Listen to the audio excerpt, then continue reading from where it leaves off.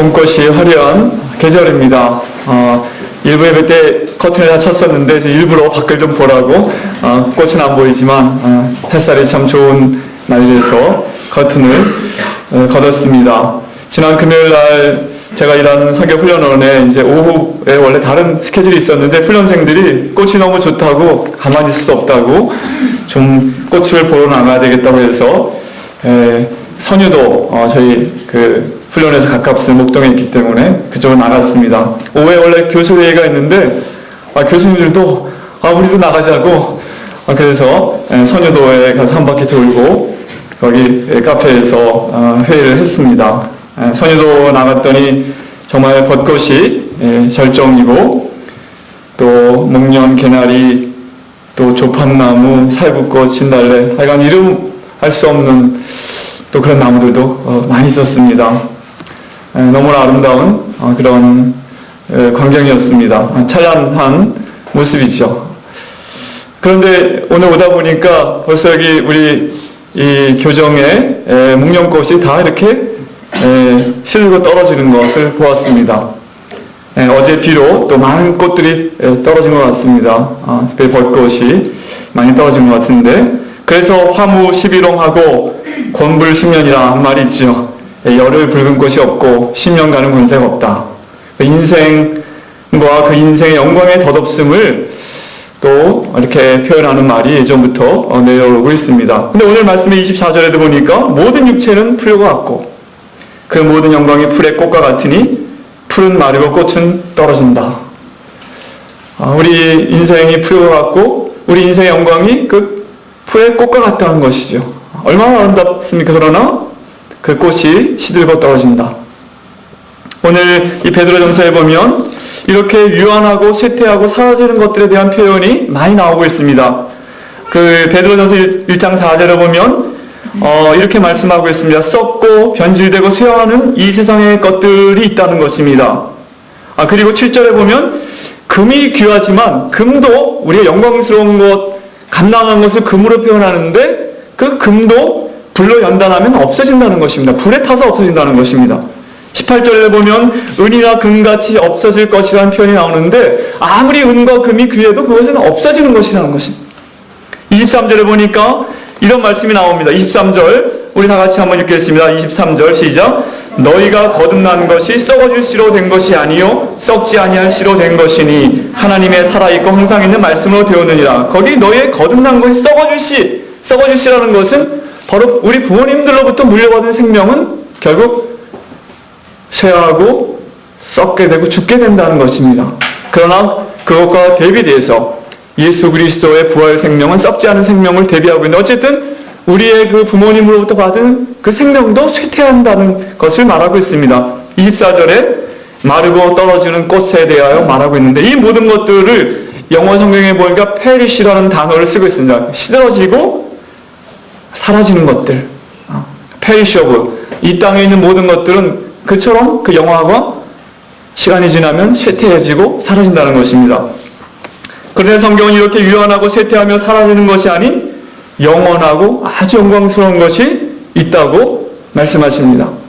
사실 이 베드로전서는 핍박받는 그리스도인들 2000년 전에 오늘날 터키 지방에 해당하는 그곳에 살고 있던 그리스도인들에게 주어진 편지인데 여러분 집에 가서 한번 성경의 그 뒷변에 그 성경 지도를 보시면 1장 1절 말씀에 사도 베드로가 본도, 갈라디아, 갑바도기아, 아시아와 비두니아에 흩어진 나그네라고 부르던 그 지역이 어딘지 보실 수 있습니다. 갑바도기아 못 가봤는데요.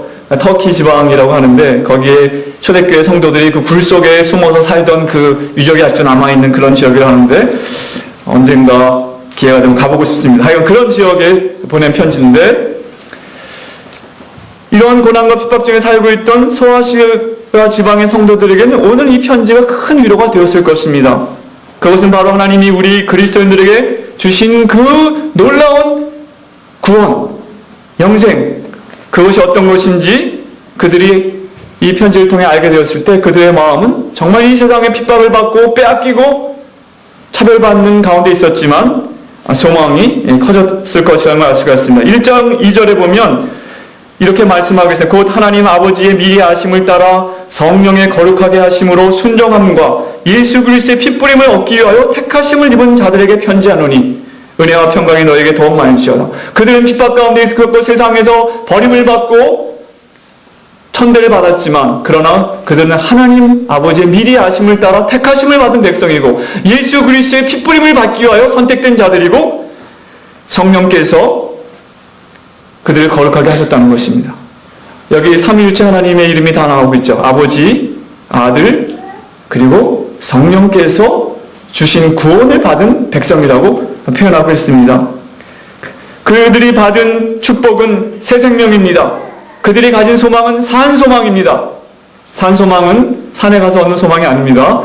오늘도 보니까 주일날 날씨가 좋으니까 바로 등산복 입고 산에서 소망을 찾으러 가는 분들 많이 있는데 산낙지 제가 처음 봤을 때 산낙지가 산에서 산낙지가 그랬더니 이게 산에 있는 낙지죠.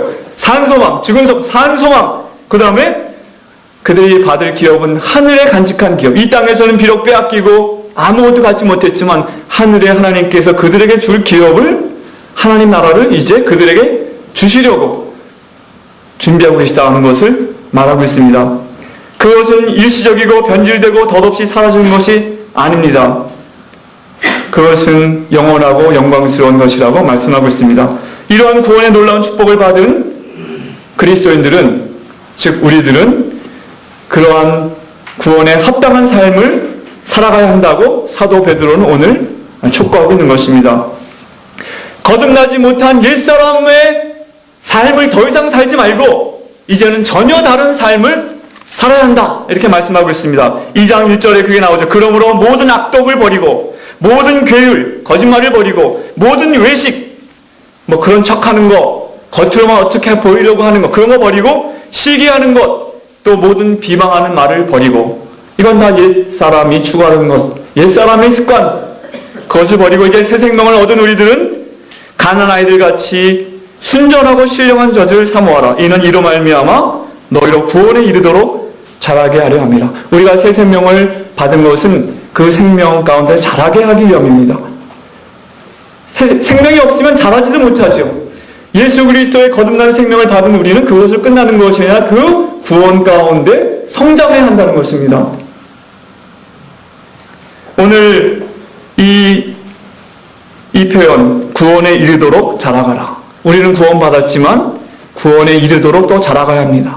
하나님께서 우리에게 주시고자 하는 그 구원에 온전히 이르도록 자라가는 삶, 이것은 구원받지 못한 사람은 자라지도 못합니다. 생명이 없기 때문에. 그러나 이제 부활 생명으로 말미암아 예수 그리스도께서 죽으시면서 죽어서 부활하심으로 말미암아 이제 썩지 않은 생명을 주셨는데, 이것은 우리 부모님들이 우리에게 물려준 그런 생명과는 다른 영원히 지속될 생명 가운데서 자라가는 것입니다.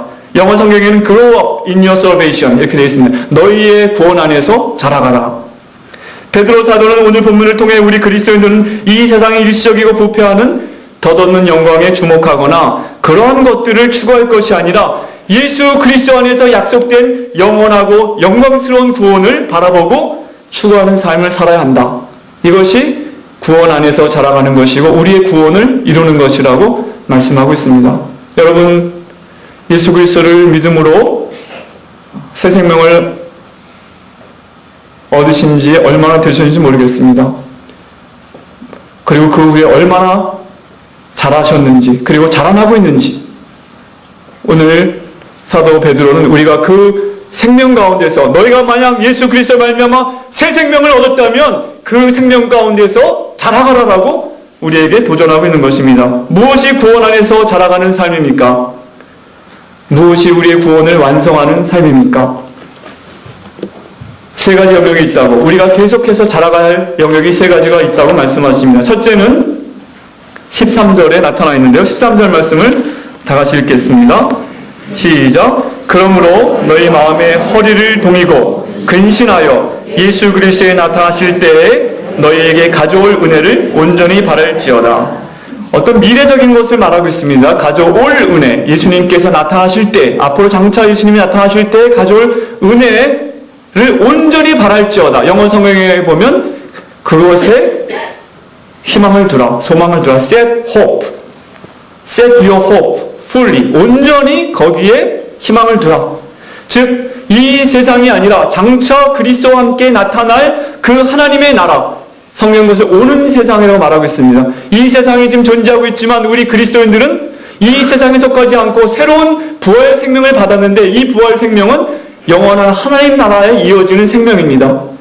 이 세상에 우리가 살고 있지만 이 세상은 이제 존재하고 있지만 점점 쇠퇴해가고, 예수님의 부활로 말미암아 하나님 나라가 지금 시작되었는데 그 나라가 이제 나타날 것인데, 그 나라에 속한 사람답게 그 나라를 소망하며 살아가라. 이것이 구원 안에서 자라가는 것입니다. 다른 말로 말하면 이 세상을 꽉 잡았던 그 손을 점점 놓고 다가오는 하나님 나라를 향하여 손을 향하고 그 나라를 받을 준비를 하라는 것입니다. 이것이 소망 안에서 자라는 것입니다. 사도 바울은 고린도후서 4장 16절에 이렇게 말하죠. 그러므로 우리가 낙심하지 아니하노니 겉사람은 후패하나 우리 속은 날로 새롭도다. 겉사람이라는 것은 이 없어져가고 사라져간 이 세상 질서에 속한 우리의 사람을 말하고, 우리 속사람은 바로 예수 그리스도를 말미암아 부활 생명을 얻어서 영원한 하나님 나라의 백성으로 자라가는 그 속사람은 날로 새로워진다는 것입니다. 이것이 그리스도 안에서, 구원 안에서 자라가는 삶입니다. 이러한 소망을 더 크게 갖기 위해서는 두 가지 태도를 가져야 한다는 것입니다. 오늘 베드로는 두 가지 이미지를 사용하고 있는데, 하나는 마음의 허리를 동이라는 것입니다. 여러분, 마음에도 허리가 있습니까? 네. 지금 허리 사이즈가 자꾸 늘어난다고 걱정하시는 분이 있는데, 네, 마음의 허리를 동이라. 허리를 동인다는 것은 무슨 소리냐면, 어떤 일을 하려면 허리를 단단히 묶고 일할 준비를 하는 것입니다. 마치 출애굽 당시에 막 급하게 나가려고 할 때 허리에 급하게 둘러매고 막 이제 출애굽하려는 그것, 요즘 말로 말하면 손을 걷어붙이고, 아니면 겉옷을 이제 운동하려고 두꺼운 옷을 입고 나갔지만 속에는 운동복을 입어서 벗고 이제 행동할 준비를 취하라는 건데, 마음의 허리를 동이라는 것은 마음의 자세를 바꾸라는 것입니다. 행동을 취할 수 있는, 즉 하나님 나라를 붙잡으려는 마음의 태도를 가지라, 이것입니다. 이것은 이 세상이 지나가는 것이라는 것, 일시적인 것이라는 걸 인식하는 마음을 가지라. 그리고 예수 그리스도와 함께 나타난 하나님 나라를 바라보고자 하는 마음을 가지라 하는 것입니다. 마태복음 6장 33절 이렇게 표현하고 있습니다. 너희는 먼저 그의 나라와 그의 의를 구하라. 이런 마음의 자세를 가지라는 것입니다. 예수님께서 비유해서 천국은 마치 밭에 감춘 보화와 같은데, 그것을 얻기 위하여 한 사람이 모든 것을 다 팔아서 그 밭을 산 것처럼 이제 우리가 그렇게 할 자세를 갖추라는 것입니다. 어쩌면 반대인지도 모르겠는데, 오늘 많은 사람들이 교회에 와서 하나님의 도움을 입어서 세상 것을 한번 얻어보려고 오는 사람이 많습니다. 돈을 얻어보려고, 아니면 명예를 얻어보려고. 하나님 나 좀 도와주세요. 내가 돈을 얻어보려고, 명예를 좀 얻고 싶습니다. 그러나 반대라는 것입니다. 이 세상의 모든 명예와 재물을 다 팔아서 하나님 나라를 추구하는 것입니다. 이것이 다가오는 나라에 대한 소망을 더 크게 갖는 것이고, 이것이 구원 안에서 자라가는 삶입니다. 혹시 예수 믿은 지 오래되면 될수록 이 세상에 대한 욕심이 더 생깁니까? 이거는 구원 안에서 자라가는 삶이 아닙니다. 이 세상의 것들이 점점 우리 눈에 가치가 사라지고 그 영광이 덧없는 것이라는 것을 알아가야만 우리가 구원 안에서 자라가고 있다고 말할 수 있습니다. 두 번째로 이 소망을 더 크게 갖기 위한 태도는 근신하는 것입니다. 근신이라는 것은 self-control이라고 그랬는데, 술 취하지 않은 상태를 말합니다. 정신적으로 이 세상의 명예나 쾌락에 지나가는 것들에 취하지 않아야 한다는 것입니다. 그래서 죄와 다른 욕심에 이끌리지 않아야만 하나님 나라를 맞이할 준비가 된다는 것입니다. 예수님께서 네 가지 밭에 대한 비유에서 여러 가지 비유를 주셨는데, 특별히 가시떨기에 떨어진 그 말씀의 씨앗은 자라지 못하고 열매를 맺지 못하는데, 왜 그렇습니까? 가시덤불이 그 기운을 막는데, 그걸 뭐로 표현하냐면 이 세상에 대한 염려, 재물에 대한 욕심, 이 세상 쾌락을 추구하는 마음이 있을 때 하나님 말씀이 온전히 열매를 맺지 못한다는 거예요. 천국이 온전히 열매를 맺지 못한다는 것입니다. 혹시 여러분 교회에 나와 있지만 우리의 생각이 여전히 이 세상의 염려와 어떻게 하면 돈을 더 많이 모을까, 아니면 이 세상의 쾌락을 얼마나 더 누려볼까 하는 마음이 있다면, 그것은 우리가 근신하는 태도가 아닙니다. 하나님 나라에 대한 관심이 없기 때문에 그런 것입니다. 아직까지도 이 세상을 꽉 붙잡고 있는 여러분이 있다면, 우리 마음이 있다면 그것을 놓고, 점점 놓고 하나님 나라를 향하여 손을 들 때만 우리는 구원 안에서 자라간다고 말할 수 있습니다. 여러분, 제가 1부 예배 때는 안 보여드렸는데 2부 때 한번 보여드리려고 제가 PPT를 하나 준비했습니다. 한번 보겠습니다. 여기 우리 인생의 4계절이 있다는 것입니다. 남자가 겪는 인생의 4계절이라는 책인데요. 여자가 겪는 인생의 4계절 책도 있습니다. 여러분 구할 수 있습니다. 보면 여기 이제 17살까지 아동기와 청소년기, 아마 본 것 같은 때일 겁니다. 그리고 전환기, 환절기가 있는 것처럼 이제 환절기가 지나서 성인 초기 22세부터 40세까지 성인 초기, 여름과 같은 때죠. 그 다음에 환절기, 중년이 있습니다. 중년으로 넘어가는데 전환기가 40세, 45세, 그리고 성인 중기가 소위 말하는 중년기인데 45세, 60세, 그리고 60세, 65세가 이제 성인 후기가 이제 노년기로 들어가는, 그리고 65세 이후를 노년이라고 보통 이렇게 말하죠. 중년. 이렇게, 그래서 봄, 여름, 가을, 겨울. 대강 여러분의 계절이 어디 있는지, 나는 환절기에 있다 이렇게 말할 수 있는 분도 있습니다. 제가 40세, 45세 됐을 때 제가 중년, 원년을 선포한다 그랬더니 제 아내가 코웃음을 치면서 그럼 작년까지 청년이었냐 그러더라고요. 근데 제가 그때 이걸 몰랐어요. 알았으면 전환기였다 그러면 될 텐데, 예. 제가 이제 저도 55세니까 거의 이제 조금 있으면 노년의 전환기로 들어갈 60세가 되면, 그러나 제가 알고 있으나 제가 중년의 절정을 살고 있거나 55세부터 60세 그렇게 생각하는데요. 사실 이제 중년에 대한 그 책이 요새 많이 나와 있는데 여기 중년에 해당하는 분들이 인생의 가을을 살고 있는 분들이 많이 있을 줄 압니다. 비로소 세월이 흐른다는 사실을 느끼는 때입니다. 청년 때는 암만 얘기해도 몰라요. 여기 청년들 몇 명 눈에 띄는데 뭐 인생이 짧다느니 뭐 어쩌고저쩌고 해도 다 그런가 보다지 모릅니다. 그러나 중년에는 이제 그것을 느낍니다. 세월의 끝이 어떻게 될 것을 압니다. 몸으로 느낍니다. 무엇보다. 네.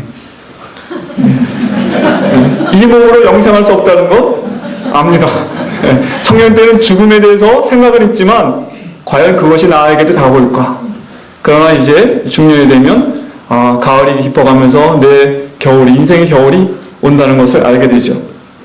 노화를 피부에 와닿게 체험하고 성인병도 생기고 그것을 극복하기 위해 아침 저녁으로 산에 오르거나 운동으로 건강관리 힘쓰고 몸에 좋다는 음식이나 약에 대해서 귀가 솔깃해지는 때입니다. 저도 비타민도 먹습니다. 네. 그래서 또 이 인생에 지나간 봄날을 그리워하면서 또 보톡스도 맞고 성형수술도 하고 나가서 우울증에 걸리는 사람도 있고 또 일탈을 하기도 합니다. 특별히 여기에 의하면 남자들인 중년은 제2의 사춘기와 같은데 외도도 하고 내 인생이 이렇게 끝나나 젊음을 확인하게 그렇게 한다는 것은 일탈입니다. 그것은 다 우리 인생에 대한 불안과 두려움을 나타내는 반응인데, 그러나 오히려 하나님 나라에 대한 소망을 굳건히 붙잡는다면 오히려 인생의 가을은 성숙을 향한 발걸음을 가속화할 수 있는 시기라는 것입니다. 인생의 황금기뿐 아니라 신앙의 황금기. 청년 때도 신앙을 갖는 것이 좋았지만 중년이 되었을 때 하나님을 믿는다는 것은 얼마나 참 소망이 되고 인생이 참 내가 주님을 몰랐으면 얼마나 허무했을까, 그런 생각을 갖게 되는 때인 것입니다. 여기 청년들 잘 들으십시오. 여러분도 언제나 봄은 아닙니다. 연년은 여름은 아닙니다. 봄이 가면 여름이 오고 여름이 가면 가을이 오듯이. 그래 전도서 12장 1절 너는 청년의 때 곧 곤고한 날이 이르기 전에 나는 아무나게 없다고 할 해가 온다는 것입니다. 이 세상만 바라보고 있으면 그럴 때가 가깝기 전에 너의 창조주를 기억하라, 이렇게 말씀하십니다.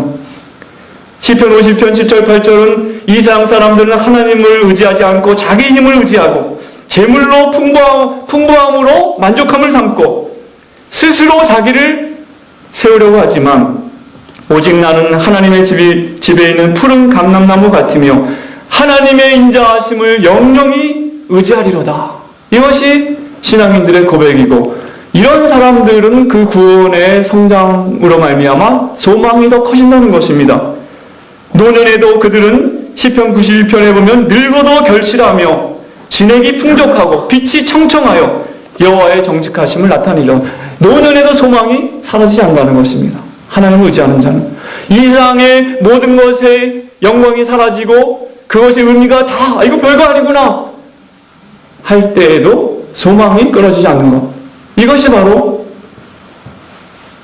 주님 안에서, 구원 안에서 자라가는 사람들이 가질 수 있는 특권입니다. 여러분, 구원 안에서 자라간다면 중년도 그렇게 나쁜 것은 아닙니다. 노년도 그렇게 불안하지 않습니다. 아까 우리 특송 들은 것처럼 날로 주의 얼굴 배울 때가 가까우면서 소망이 커지는 것입니다. 이렇게 구원 안에서 자라가기를 주님의 이름으로 축원합니다. 두 번째로 구원에 이르도록 자라는 것은 거룩함을 추구하는 것입니다. 거룩해져 가는 것입니다. 14절로 21절의 말씀에 그것이 나옵니다. 우리가 거룩함을 추구해야 될 세 가지 이유를 설명하고 있는데, 먼저 우리를 구원하시고 우리를 자녀 삼아주신 우리 아버지가 거룩하신 분이기 때문입니다. 여러분, 하나님을 아버지라 부를 때 거부 반응이 있는 분들도 여기 있을 것입니다. 왜냐하면 우리의 아버지 이미지가 너무 안 좋아서. 그럼 그냥 어머니로 바꿔보세요. 그럴 수 있어요. 그러나 아버지건 어머니건 이 땅의 부모님들은 다 약점이 있고, 우리 자신도 부모가 되어서 아이들에게 사실 좋지 않은 이미지 많이 주고 있습니다. 그러나 우리 하늘 아버지는 온전하신 아버지인데 그분은 거룩하신 아버지십니다. 그 아버지께서 말씀하시기를 내가 거룩하니 너희도 거룩하라. 너희는 순종하는 자녀처럼 거룩하라 말씀하시기 때문에 거룩해야 된다고 말씀하시고, 또한 17절에 보니까 우리의 모든 삶은 죽음으로 끝나는 것이 아니라 이제 하나님의 심판대 앞에서 결산해야 된다는 것입니다.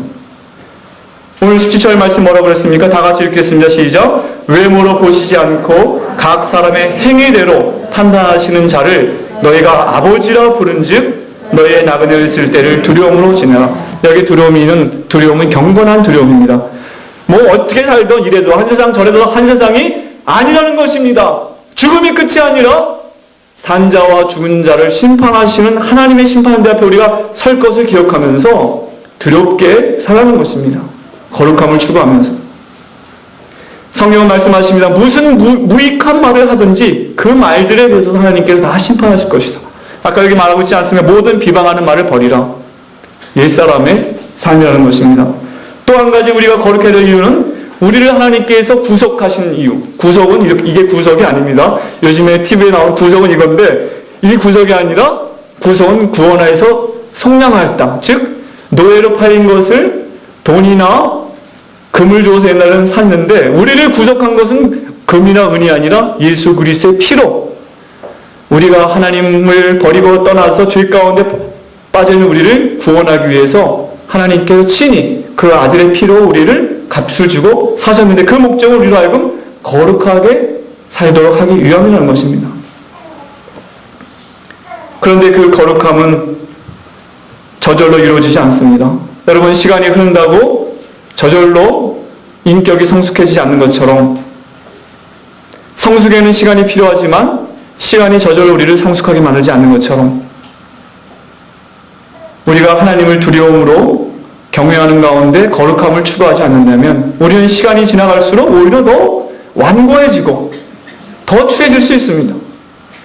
저는 이제 저희 훈련원 옆에 조그만 산이 있어서 거기 자주 올라가는데 거기 노인들이 많이 앉아 계세요. 이렇게. 제가 가는 그쪽엔 주로 남자 노인들이 많이 앉아 계시는데, 이렇게 운동장을 이렇게 돌면서 그분들이 하는 대화를 가끔씩 들을 때 참 제가 속으로, 야, 참 어떻게 저분들은 저렇게 연세가 들어서도 저런 그야말로 저 따위 이야기를 하고 있을까 하는 생각이 들 정도로 얼마나 그 이야기 내용이 참 추하고 참 누가 들어도 얼굴을 붉힐 만한 그런 얘기들 쭉 하시는 것을 많이 듣게 됩니다. 그러면서 나이가 든다고 저절로 인격이 닦여지는 것도 아니고, 이건 그리스도의 삶도 마찬가지입니다. 우리가 근신하여 하나님을 경외함으로 거룩함을 추구하지 않으면 점점 우리의 절제력은 약해져서 우리가 하나님을 본받기보다는 이 세상을 본받고 구원 안에서 자라기보다는 쇠퇴하게 된다는 것입니다. 세 번째로 이제 구원 안에서 자란다는 뜻은 무엇입니까? 첫째는 우리가 소망을 굳게 잡는다는 것이, 두 번째는 거룩하며 자라는 것이라면, 세 번째는 교회 안에서 형제 자매들 간에 깊이 사랑하는 것이 자라나야 한다는 것입니다. 22절로 25절의 말씀이 나오고 있습니다. 너희가 진리를 순종함으로 너희 영혼을 깨끗하게 하여 거짓이 없이 형제를 사랑하게 이르렀으니 마음으로 뜨겁게 피차 사랑하라. 여러분, 우리는 거듭나게 됐을 때 하나님의 가족 안으로 거듭나게 되는 것입니다. 하나님을 아버지라 부르게 되었을 때 우리는 형제 자매들을 얻게 되는 것입니다.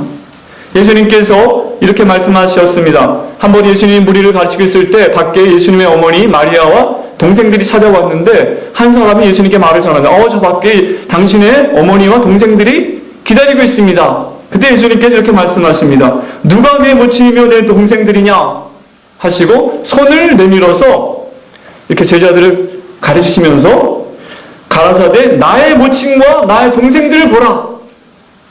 누구든지 하늘에 계신 내 아버지의 뜻대로 하는 자가 내 형제요 자매요 모친이니라, 이렇게 말씀하셨습니다.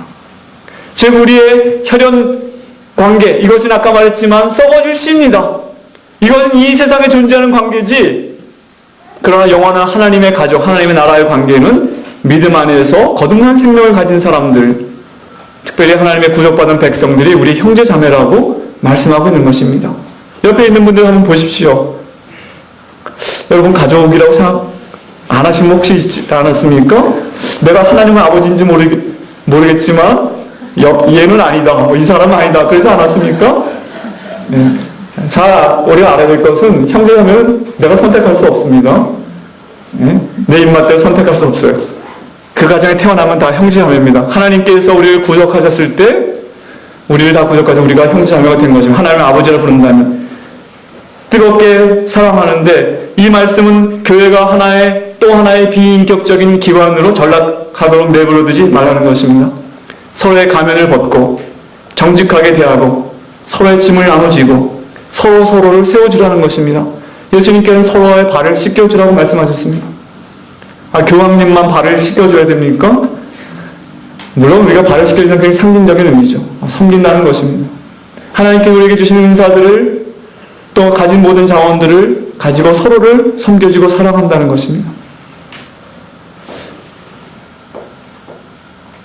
저도 이 학교에 나온 지 6년이 지났는데 참 멀리 있기 때문에 주려만 한 번씩 나타나고 사라져서 죄송합니다. 좀 더 자주 여러분을 뵈야 되는데, 그래도 제가 이 학교의 성도라는 그런 의식을 가지고 시간이 지날수록 더 여러분을 알아가고 또 깊은 이야기를 나눌 수 있고 또 짐을 쉬게 되기를 기대하고 또 그렇게 하겠다고 오늘 말씀을 준비하며 다시 한번 생각했습니다. 여러분, 지난번에 한번 썼는데 소 닭 보듯이 옆에 분 그냥 쳐다보고 가지 말고 정말 그리스도 안에서 피차 뜨겁게 사랑하는 것, 이것이 구원 안에서 자랑하는, 구원에서 자랑하는 것입니다. 사실 여기 있는 분들이 영원토록 함께 지낼 분들입니다. 큰일 났죠? 영원토록 함께 지내야 될 분들이에요. 어쩌면 가족들은 영원히 함께 못 지낼 수 있습니다. 그리스도 안에 새 생명이 없다면. 그러나 하나님 아버지 안에서 영원토록 함께 지낼 분들, 우리가 연습하는 것입니다. 하나님 나라를 이곳에 맛보는 것입니다.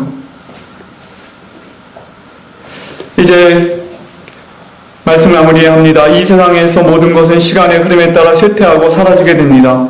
인생도 육체적 관점에서 보면 성장 시기가 있지만 20세 전으로 그것이 멈추고 쇠퇴하기 시작해서 죽음으로 향하는 것이 인생입니다.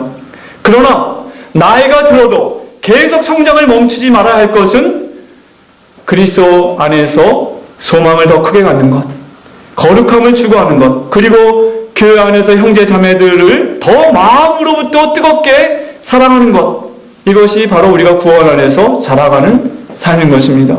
새 생명이 있다면 그렇게 자라가야 합니다. 하나님의 말씀이 그것을 우리에게 보여주고 있습니다. 인생의 봄날이 지났다고 한탄하거나 슬퍼하지 마십시오, 여러분. 특별히 중년의 여러분, 노년의 여러분. 오히려 이제 우리에게는 가장 찬란한 영광의 날이 예수 그리스도의 나타나심과 함께 기다리고 있다는 것을 성경이 말씀하고 있습니다. 예수를 너희가 보지 못하였으나 사랑하는도다. 이제도 보지 못하나 믿고 말할 수 없는 영광스러운 즐거움으로 기뻐하니 믿음의 결국 곧 영혼의 구원을 받습니다. 찬송가 85장에 구주를 생각만 해도 내 마음이 좋거든 주 얼굴 배울 때 얼마나 좋으랴. 사랑의 구주 예수여 내 기쁨 되시고 이제와 또한 영원히 영광이 되소서라는 가사가 있습니다. 이것이 우리의 고백이 되기를 바랍니다. 구원 안에서 자라가는 그런 삶을 오늘부터 더 열심히 살아가는 저와 여러분이 되시기를 주님의 이름으로 축원합니다.